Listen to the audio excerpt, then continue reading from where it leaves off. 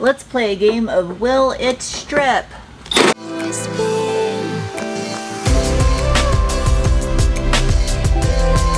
Hello, people of the internet.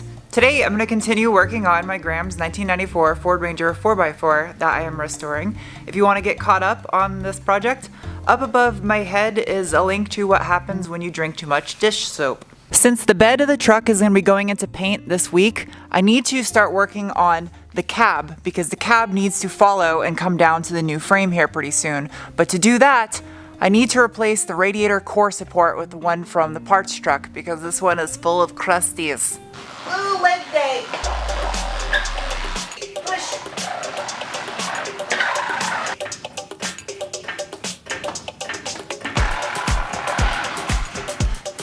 Heavy. Are you lost? This is where you go. Yep, you sit inside there.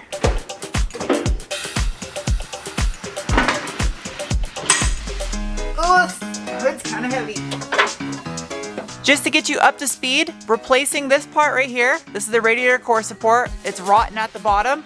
The one I have from the donor truck is the same color. However, I'm going to completely paint the engine bay while I'm at it and put a satin clear over it so it looks just like the factory paint under the hood. Sockets.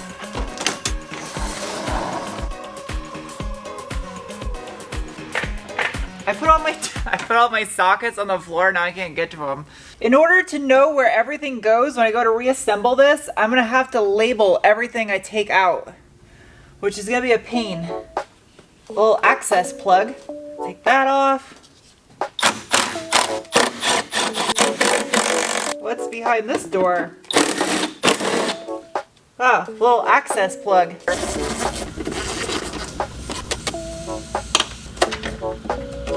Look at that!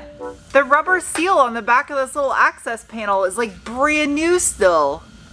That is so wild. Looks like instead of getting everything zinc coated, I'm gonna get it done that black oxide finish. That's a good sign. I was really scared that there'd be rust down inside this little area where the wiper linkage is, but it's rust free down inside there. I just made an astonishing discovery. I have arms and they can reach. Therefore, I don't need to sit inside there. It wasn't as good of an idea as I thought. Oh, the air filter is brand new. Sweet. Damn. Look how clean the inside of this air box is. That is wild. But then the mass airflow sensor is just super corroded. And it looks like a dirt dauber nest.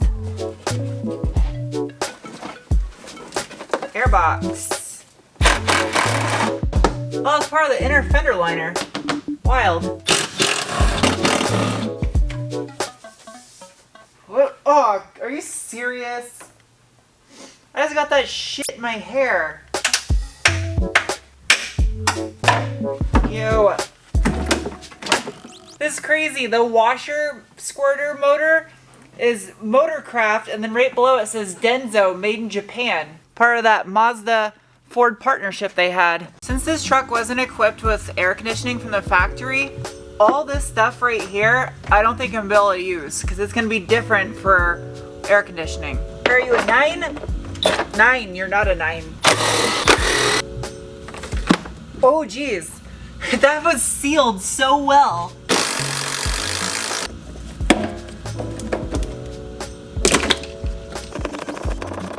I think that's it. Yep. Yay! That would suck if you ever had to change that and you didn't have the engine out. That would not be fun. What the hell? It's like a trash bag stuck inside there. If you're wondering about this funnel, I'm wondering about this funnel also. This thing's probably been in there for years. This side's gonna suck. There is way more stuff over here. And the battery box is really crusty. Oh, hey, look, a pry bar.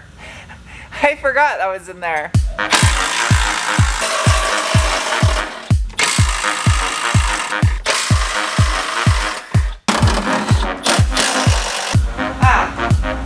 Notepad. 8 mil inch. Oh, 7/8 of an inch. This is a list of all the hardware I'm removing from the engine bay by the size, what type of hardware it is, approximately how long it is, and what it was connected to, so that way when I go to get it all zinced, I don't have to play a guessing game of where the stuff goes when I have a big pile of bolts afterwards. Most of the stuff I'm probably going to memorize, but it's just a little bit of extra time spent, and I'll be thankful once I have a huge pile of bolts and I'm like, where do you go? Oh man, this is going to be messy. Aha! I got it. Look how nasty that is. That junction all ties into the battery and the fuse box. That's not good. I gotta clean all that up.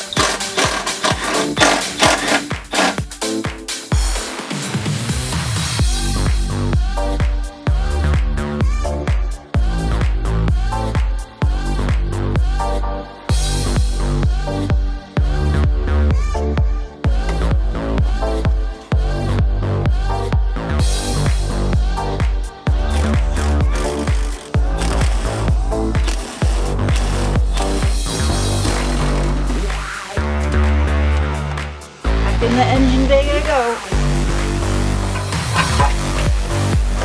That's the whole engine harness. Ha! I got the whole thing. I think. Oh man, it's stuck down there. Well, the exception of that wire over there that I probably gotta disconnect from under the dash, the whole harness is disconnected. Ford makes it pretty easy too because they have these little cannon plugs over here on the firewall there. Pretty much a quick disconnect. Really like that design. Before it gets too dark out though, I'm gonna soda blast some more. I want to keep going on the transfer case and transmission and see what I can make that thing look like, because it was actually working. It was doing a good job. Oh, and also check this out. That's a bumper with no dents or no scratches and no rust that I can put on the Ranger since mine was completely rotted out. But yeah, let's get this outside. I'm not gonna lie, I hate doing this. This is not fun. It just makes a complete mess everywhere, and I'm completely covered in baking soda when I'm done. I borrowed this small gasoline air compressor. The thing is ancient, but it does 9.5 CFM at 90 PSI, and this thing only requires 7 CFM at 90 PSI, so should be enough to get the rest of this done.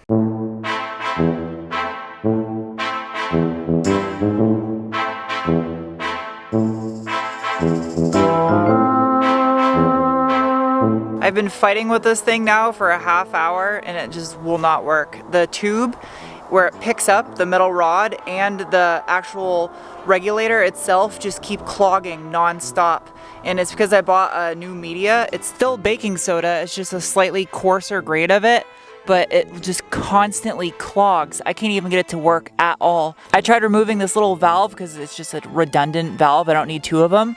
And still it's just clogging the pickup tube. So I don't know if I'm even able to do this tonight. Hello, welcome, hello. Today I'm gonna paint this thing. It's ready to go. And also, one of you suggested in the last video to replace the freeze plugs while I have this all apart. So I ordered a full set of the freeze plugs for the whole engine, and they're not here yet, but just so you know, I liked that idea and I listen to your guys' comments sometimes, and they're good ideas, so thank you.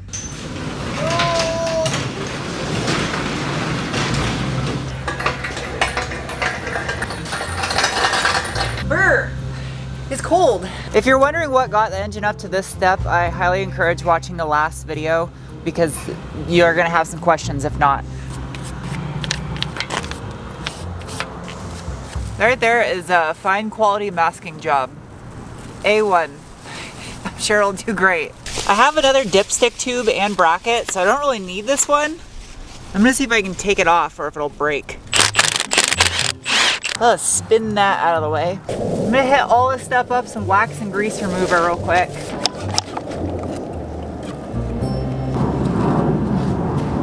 Now that I got everything wiped out of wax and grease remover, I did consider putting this in the booth, but I just felt that was a bit excessive. This stuff works absolutely fine. So, and it's a direct color match for the factory finish.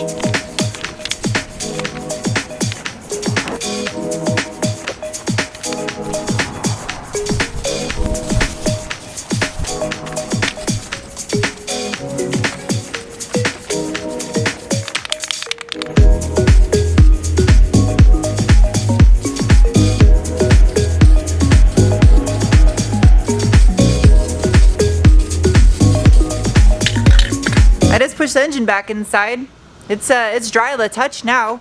That sun helped out quite a bit. That right there is like 5 or 6 coats of that engine enamel.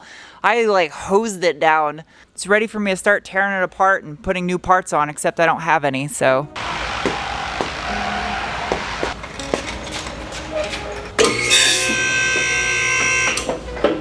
I gotta go back into my hole in the front of this truck where I belong. I'm debating whether or not to get new fender liners for this thing. They're pretty faded, but I could trim black these things for sure. That'd be a good use for the trim black, actually, I bet. Let's play a game of Will It Strip. Sounds mildly degrading for automobiles.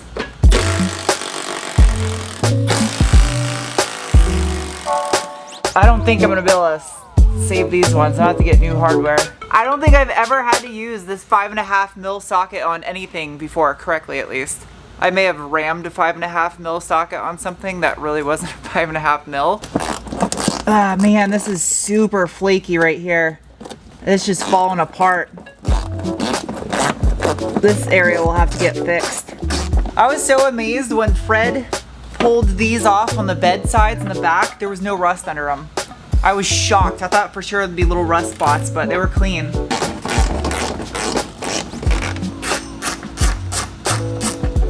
I don't even think these are gonna come out. I'm gonna have to just cut those off. I can't use a power tool on that because it'll just melt the plastic. So plan B.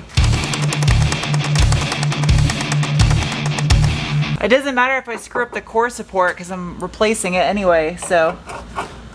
I just don't want to screw up the plastic. Level up.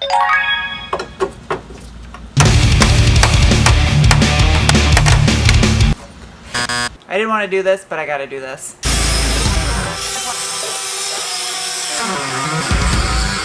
I'm gonna try to score the flange around the bolt head, and then I'm gonna try to just knock at the chisel and break that off, and then the plastic will just plop right over it.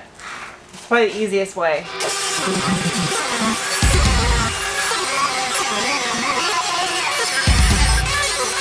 Well, so much for that idea. It melted the plastic. There's really no good way of doing that without wasting a bunch of time, so it's alright. It'll be hidden with a washer anyway. You won't be able to see it. Ah, more plastic. Magic. Man, this thing doesn't have that much rust on it either. Not too bad. Okay. Whew, that was a lot of mud. That is incredible. I don't know how that's not all rotted out right there with it being full of dirt. That must have been wet all the time in New Hampshire. And that's so crazy. Look at all that dirt. What's holding it in?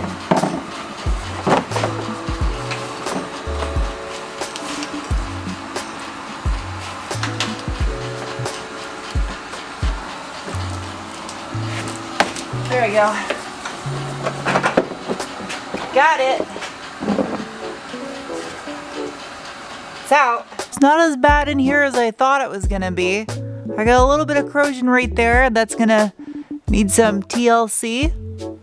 There's a little bit down there at the very bottom of the firewall, but it's just surface corrosion. Hell yeah, though. Check that out. Inside of the fender well is rust free. That's what's up. I'm so happy. There's no rust up inside here. I was so nervous that I was gonna have rust behind those flares, but yay, this bay is gonna be simple. Okay. Weird. This hardware is not even rusted over here. Well, the back one's got a little bit. I wonder why. I guess maybe there's less slush on this side of the... No, there'd be more. Well, that's weird. There's a lot more hardware on this side. So anyway, the next video you guys are gonna see on the Ranger, I should have a lot of the new parts for the engine. And then I'm going to buy a new solder blaster tomorrow. I'm gonna get a gravity feed one so it's a little bit easier to use. So hopefully those parts will be here and I'll be able to start putting the engine together and replacing a bunch of components on there, making it look just as good as the block and the heads look now. Speaking of the engine, I want to see if it's like totally dry yet, because it stinks. It stinks like paint in here. Oh yeah, it's dry. Good. I gotta peel off all the tape still, but this is masking tape. I could peel that off. Yeah. This is probably a good stopping point, I would imagine, since I got the bay all torn down. And then I'm gonna transfer the fuel tank and stuff, the remaining parts off of this frame down onto the new one.